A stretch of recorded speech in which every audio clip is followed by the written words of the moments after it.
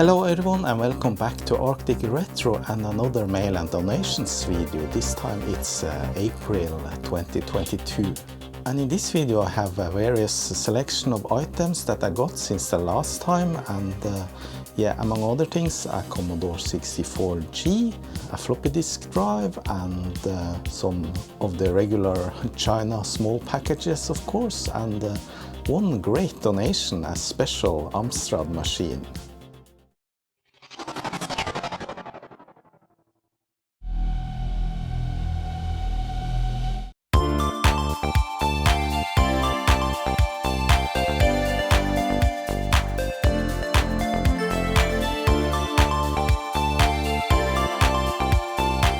Before I start, I just want to mention that I got a lot of comments about the small intro videos about the surrounding landscapes where I live, and many people like those. So just want to say that if you want to see more of that, I have a small channel.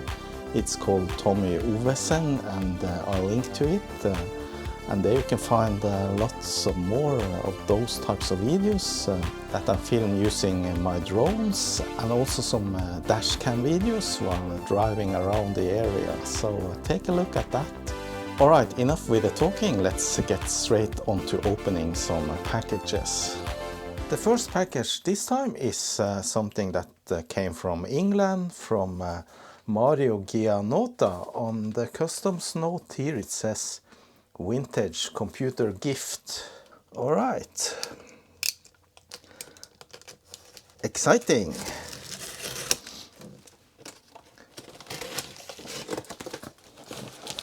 So this is a donation, and Mario contacted me on email and asked if I would like to have this donation, and obviously I said yes, because this is something I don't have and I have never seen before actually. So yeah, that's always nice.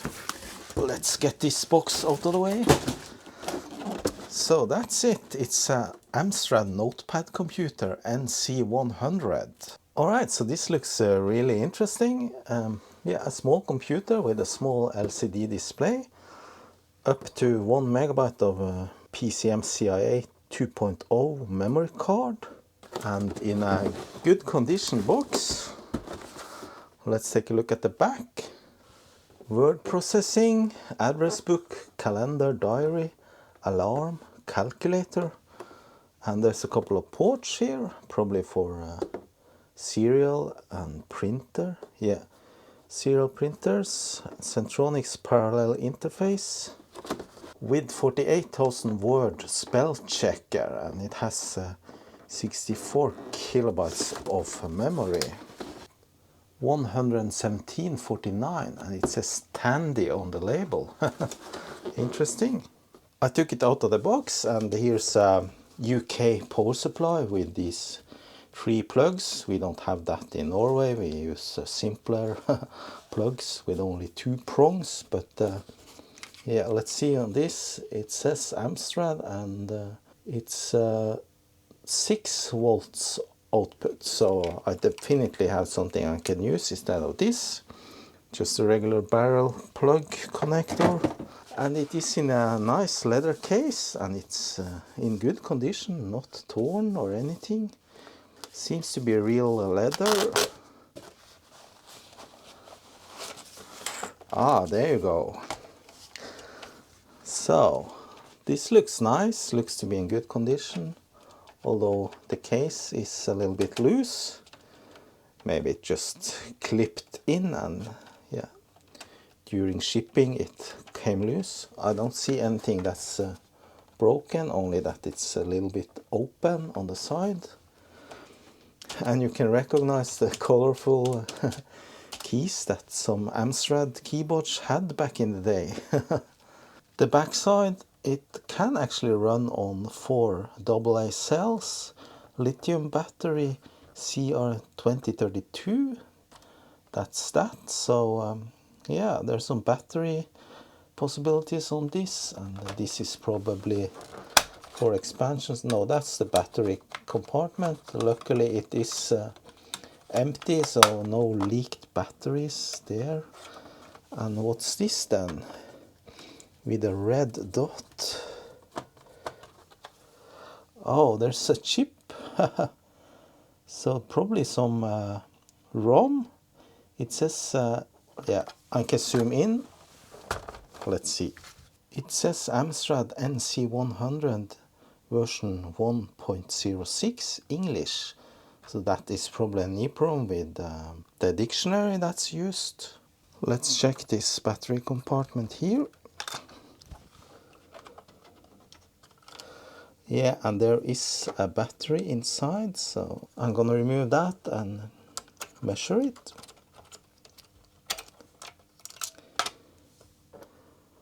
And that is in fact 3.2 volts, so the battery is good. That is probably for maintaining some memory or clock. Yeah, and on the side here's the memory card or PCMCIA slot. And there's a volume adjustment there.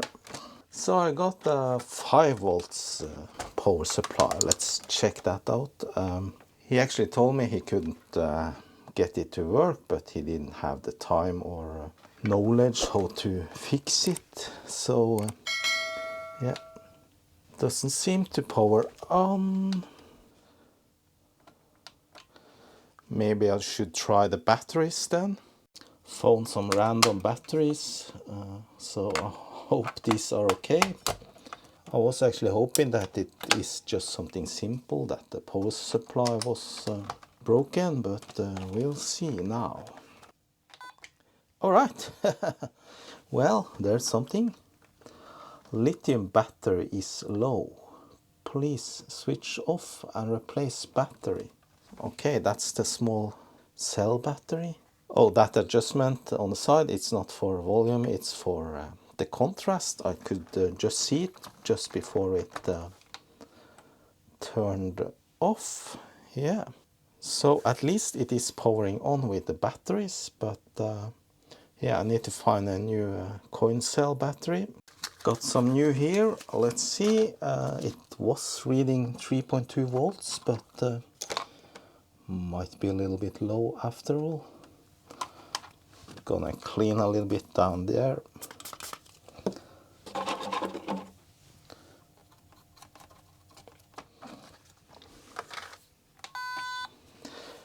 Okay, we're in and the machine is working on batteries, but not on the power supply. So that might indicate that yeah, something is wrong with so that part of the circuit for the power, or I had just a 5 volts power supply handy, so maybe it's working after all with the power supply if I find a 6 volts. But this is kind of cool. Oh, it's still complaining about the battery just after a few seconds. Yeah, so there's definitely some issue with this, but you could of course try, if we're quick, you can set the time and date. Okay, use word processor, press yellow and red. Okay, start a new document, list documents, press green. No documents, type a name. Keyboard is working. Start typing. Let's see if it can. Okay, now it turns off. So there's definitely something with detecting battery slow, because this was a brand new battery. So yeah. Alright, this definitely needs some more work, and yeah, I'm sure it's gonna show up on this channel sometime later when I'm gonna clean it up and see if I can figure out what's wrong with it, and then test the features. So thanks a lot, Mario. Great donations. I really appreciate it. Next up is this box, and it's quite large and a little bit heavy, and this is something I bought here in Norway on finn.no. You probably heard me say finn.no many times now, but that's the biggest shopping portal in Norway for used goods. And of course it is something related to retro and most probably something Commodore. We'll see. Okay. Commodore white power brick. Can just throw that in the garbage, can't we? No, I just want to keep it. Commodore, no, that's the quick shot joystick. One suction cup missing, it's from Spectra Video. Commodore, another power brick. Didn't expect that. I was told it has a power supply, but nothing more. Okay, so here's some goodies. Super Games cartridge, nice. Taito coin-op hits. The Dam Busters. Antenna cable. And this is messy. I hate this styrofoam. So I'm gonna lay it out afterwards, but for now I'm just gonna take out the main piece. Yeah, look at that. A very yellowed Commodore 64. I cannot simply get enough of those, but this is a little bit special. Has a little burn mark there from some cable that has reacted with the plastic. Let's take a closer look. Yeah, and this is of course a Commodore 64G, and I actually have one from before. I made a video about it because I fixed it, it wasn't working, but then I realized that it wasn't really a 64G inside. The motherboard must have been replaced, so this one should not have been tampered with. Kjekt å ha. And look at that, the warranty seal is intact. So this has never been opened. Made in Western Germany, and the serial number is 115560. And here, yes, you can see the damage where a cable obviously has been lying, and there can be a chemical reaction between two types of plastics, and then you get marks like this, almost like the plastic has melted. So a very nice machine, but very dirty and a little bit yellowed, at least the keyboard. So in order to restore this, I actually need to open it. So I will eventually break the seal. Maybe I should try and peel it off without breaking it. But yeah, let's test, see if it works. Don't know why he sent me two power supplies. He must have had two machines. This was a guy that really didn't know much about the computer. He had it lying on his loft for years. So, so I'm gonna measure the voltages on these, check if they're good. Otherwise I usually use a modern power supply. So this should of course give out 5 volts. There's no easy way to measure on these. You can insert a female connector and measure from that. That's a bit easier, but let's see if we can make this. It said 7 volts. Let me try. Yeah, it is actually 7 volts, and that's way too much. It also has 9 volts AC, 10.8. But 7 volts DC, that's too much. This will probably kill the Commodore. Hopefully he hasn't used it. Let's check the other one. I will just throw this away, but I just write 7 volts there. I hooked up the other one. Let's check this. I have actually never seen a Commodore 64 power supply that had that high voltage. Yeah, seems to be dead. Yeah, it is dead. 0 volts. Either that or the contact is that much oxidized that I can't read the voltage. 9 volt was working, but I write dead on this one. Before I test the machine, let's take a look at the other things. Super Games, it has Colossus Chess, Silicon Cyborgs International Football, and this is in Norwegian. User manual in Norwegian, very yellowed paper. Taito coin up hits. And that's on 2 cassettes. Nice to have. I don't have a lot of these old games that are complete and originals, so it's nice to have a few at least. Dam Busters. The price quite high for the 80s, 198 NOK, that's around 20 euros. Yeah, it contains the tape and the instructions. Let's see. Oh, let's see if we have a receipt. Nope. Just some information. Ready to test, and here's my modern power supply, and it says 5.01 volts right now. Hopefully this is working. If not, I'm gonna be a little bit disappointed, but then again, there is always a challenge when a machine is faulty, so then we get to fix it. Alright, let's turn it on and check it out. Does it work or not? Yeah, look at that. Perfect. This works just fine.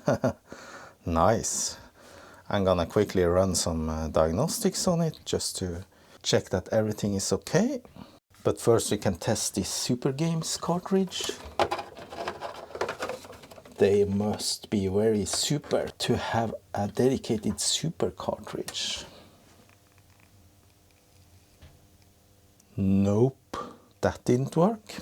If a machine works and a cartridge doesn't work, it can of course be the cartridge or some dirt on the expansion port, or it could be the PLA chip. I have had machines that had almost everything working except the cartridges didn't load, and that was a bad PLA chip. Just gonna clean it up with a little bit of contact cleaner. See if that helps. Also in the back. Then insert it a couple of times.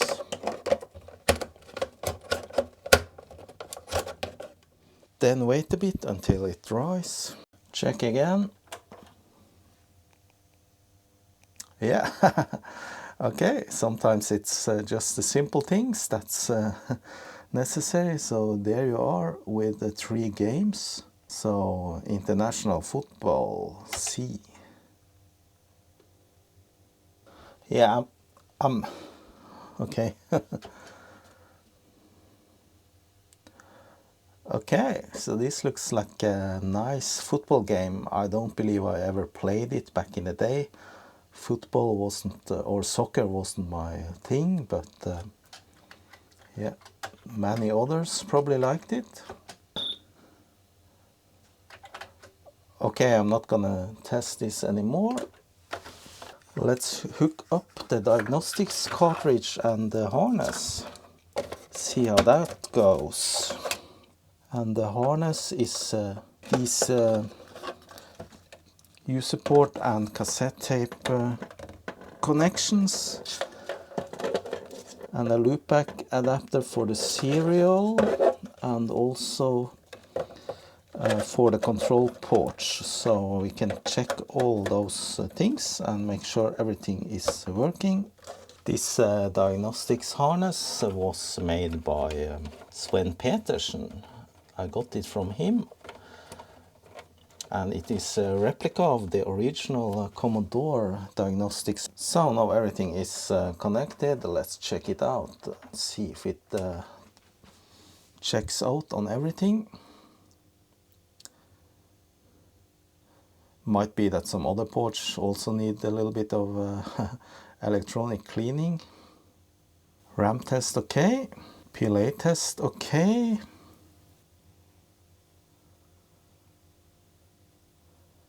Okay, this is very good. Everything looks... Yeah, and the SID test sounds normal.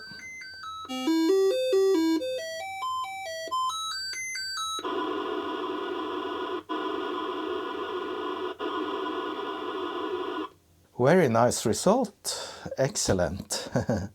Okay, that was the C64G, and all I need to do with this then is to clean it up and make it look better, and that I might do in another video. But here's a little package that came from the United Arab Emirates, and it says Emirates Post and declaration connectors, and frankly I don't remember what this is. Probably ordered a long time ago.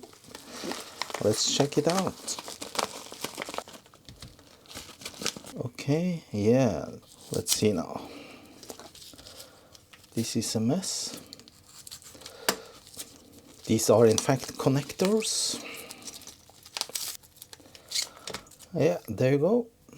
So these are edge connectors that I got from AliExpress, $5.75 for 5.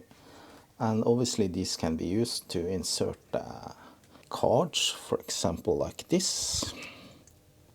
So actual purpose of these, I don't have any right now, but I thought they were good to have, so I bought myself a few. Another little package, this time from China, and it says LED chip. I can't remember having ordered any LED chips, but we'll see what it is. Probably something else. Oh yeah, these are in fact SMD resistors. As you might have seen in some of my videos, I from time to time need an SMD resistor or capacitor, so I ordered a few kits. This is just strips with 10 of different common values. So I just want to have a little stock of those. They were quite cheap. I found them on eBay. This is the last package for this video, and it is neither a donation nor something I bought, but it's something sent from a friend, Ronny Hansen, and he lives way south, and he sent me this. It says handle with care, breakable retro stuff, and this is something he wants me to take a look at and see if I can repair it for him.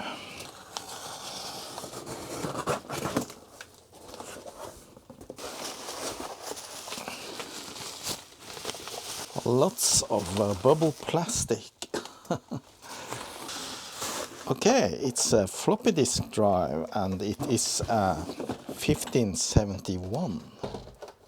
It's a Commodore 1571 floppy disk drive, and actually I have never seen one before. I have never had one myself, and I'm amazed at how large it is. I thought it was much smaller than this, so compared to a regular old 1541, this is actually larger.